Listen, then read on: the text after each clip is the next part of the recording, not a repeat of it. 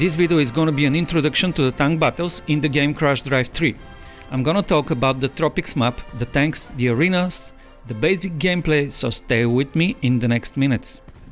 Let's start. Maybe the first question to answer is, where are the tank battles? The tank battles are on the Tropics, so in order to get to the tank battles you must first unlock Tropics. You can access Tropics via the red ferry from canyons, via the blue ferry from Arctic, or via fast travel. Let's take an overview of the Tropics. Unlike the other maps, Tropics are empty. There is absolutely nothing interesting to do or go on Tropics. Well, almost. The only things on Tropics are few islands, one volcano, one soccer field and one piano, and boats. The rest is water you can safely cross. Oh yes, there is also one angry little alien living on one of the boats. That is if you play a version of the game where you could see it, because I think it is not shown on the Nintendo Switch version. So basically the only interesting things are on the first island, where you can see the two ferry docks. The dock for the canyons red ferry and the dock for the Arctic blue ferry, one half-pipe and one garage. Well, that is until you decide to look up. There you will see the real interesting things. There are 5 arenas hanging in the air. One is right on top of the volcano, and there are 4 more around it.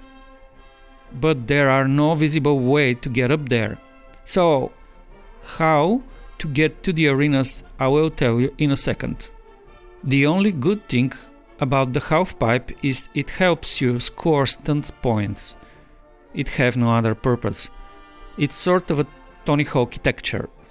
However, there are no car events on Tropics, so you can stunt only for your own pleasure, and that's it. The garage on Tropics is different. As you can see on top of the garage, there is a tank which you can't use. It's there only to show that in this garage you don't choose a vehicle. This is the garage where you can actually choose a tank. And to go to the arenas you must enter the garage and choose a tank. Now let's talk about the tanks. There are a total of 10 tanks and that's it. The very first one is already unlocked for you. The rest you will unlock yourself. The good thing about the tanks is these vehicles, once unlocked, are yours forever and never get locked again. You can also actually guild the tanks, just as you can guild the vehicles. I know your first question would be, which is the best tank? Thing is, there is no such thing as the best tank, just like there is no such thing as the best car in Crash Drive 3. The tanks are different in the way they work, and which tank is the best depends entirely on your fighting style. Let me show you. First of all, yes, there are 10 tanks, but basically there are only 5 tanks. The first 5 tanks. The second 5 tanks are nothing more, nothing else, but the first 5 tanks with just new look and absolutely the same statistics. Check this out. Tank 1 is the same as Tank 6. Tank 2 is the same as Tank 7. Tank 3 is the same as Tank 8. Tank 4 is the same as Tank 9. And finally, Tank 5 is the same as Tank 10. Same statistics, different look. And now, as we have that cleared, let me explain the tank statistics. First of all, I assume you have seen my previous Crash Drive 3 video tutorials and you know what stats the regular vehicles do have. Well, tanks have few different statistics. Yes, tanks also have handling, but this is the only statistics they share with the regular vehicles. Actually, behind the scenes, tanks also have speed, acceleration and boost, but these are never shown, except the boost on the screen. And the most important thing you must know is, Unlike other vehicles, you never max out a tank. Yes, tanks have fixed statistics which are not upgradable, so what you see is what you get. Speaking of speed, acceleration and boost, one thing I cleared out with the blob is that all tanks have absolutely the same boost statistic and probably even the speed. However, he suspects the lighter the tank is, the better the acceleration is. This is not confirmed, so this is up to you to find out, but makes sense to me.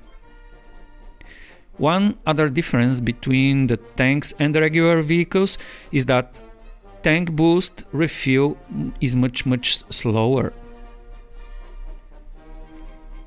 Keep this in mind. Okay, now let's explain the tank statistics. Firepower. Having more firepower means how hard your shot will hit an opponent. This basically means how far your opponent will fly when you hit it with a single shot. However, this alone is not enough. It depends a lot on your opponent's weight. And speaking of tank weight, this matters a lot because the heavier the tank, the harder it is for the others to push it off the arena and kill it. With this said, don't get me wrong, light tanks are not weaker.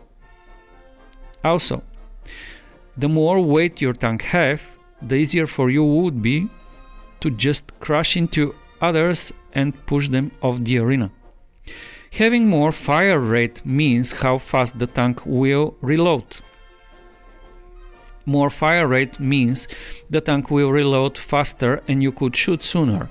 Having less fire rate means your tank will reload slow and you should wait before your next shot, which means also that meanwhile somebody else could shoot or push you. Handling is absolutely the same as with other vehicles. Basically that's it. Now let's discuss the tanks. So look at my red chart.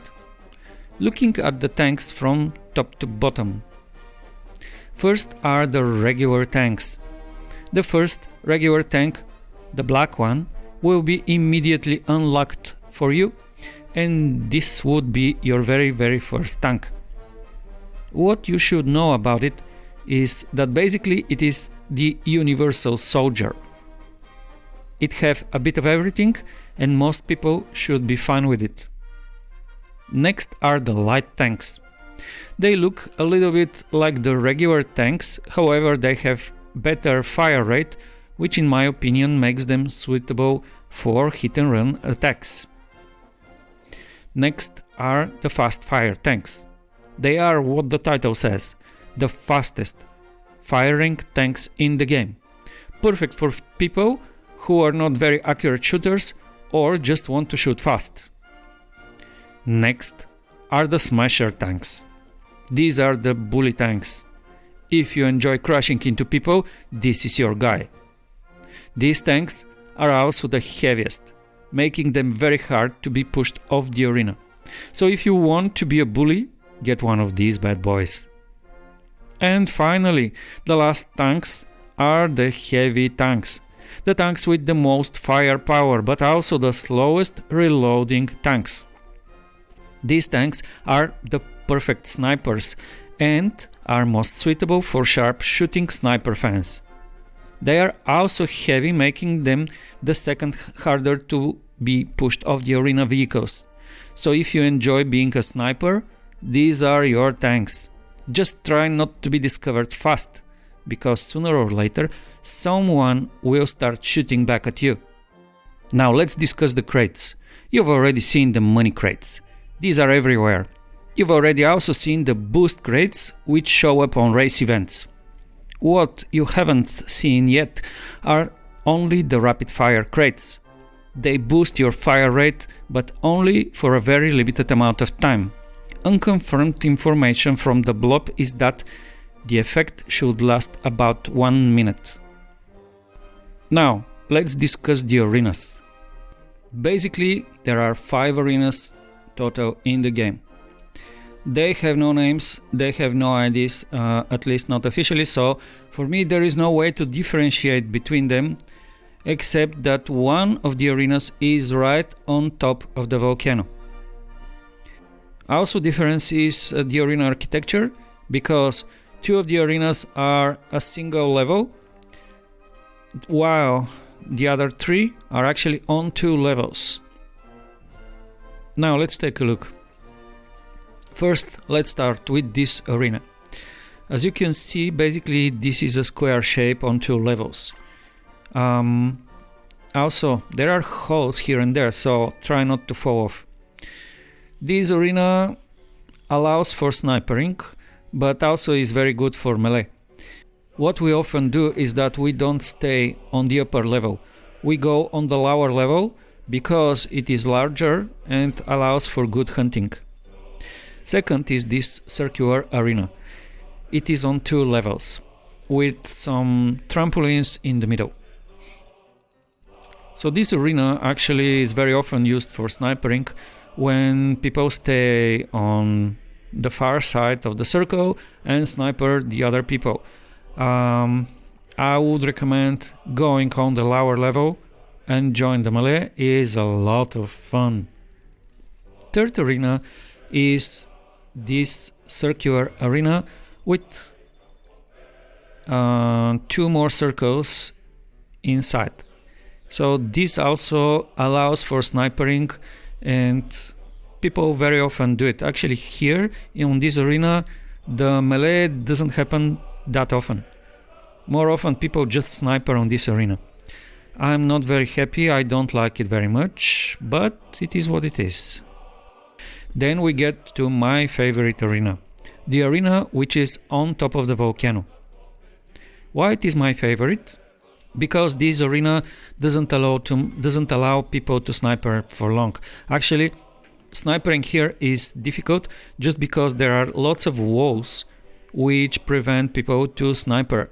This is why I adore the arena, this arena specifically, because here happens the biggest melee. Here we just go around and around and around and chase people, shoot them out. It's wonderful, it's very, very fun. It's just a single level, but this is for me the funniest arena ever. So join this arena and try to chase the other people out. It's fun. And the final arena is on two levels. There are 4 hollow circles which are around, with one solid circle in the middle, which is the lower level. Here people very often stay on the outside circles and try to sniper the other people, but I love to just join the melee in the middle because this arena is all about the melee. Here it's all about chasing and trying to shoot out people, but this happens slowly just because the middle circle is very solid and you have to shoot or chase them a lot in order to push them off the arena. This is a real fun place to battle, and I seriously recommend you to look it up.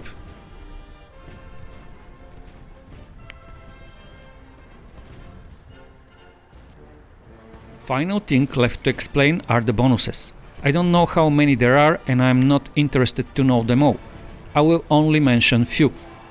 You will get more points when you shoot and kill from afar.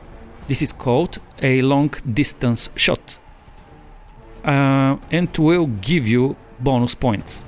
Another bonus shot is when you are in the air, either jumping or falling, or being shot and trying somehow to flight and manage your tank, and you shoot and kill a tank while airborne. This is called the air shot kill. When someone kill you, but then you manage to kill them back, is the revenge kill. There are more, but I'm not interested in them.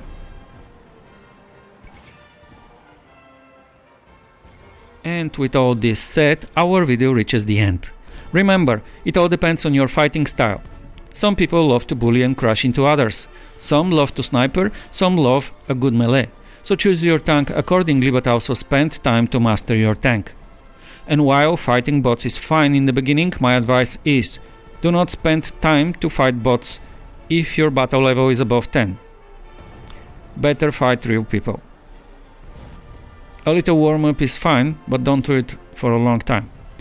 And speaking of battle level, I forgot to mention, yes, in the game, when you are not on the arenas, you have your regular player level being shown up.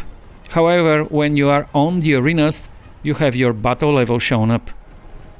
The game supports 2 game levels. Your battle level will be shown up only when you do tank battles and will not affect your normal player level in any way. However, your main player level is usually the important one. And now our video is really at its end. Thank you very much for watching.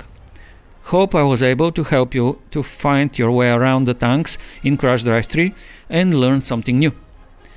If you like this video, please give me a thumb up and subscribe. It will help me a lot and show me that you appreciate my long time spent to make it.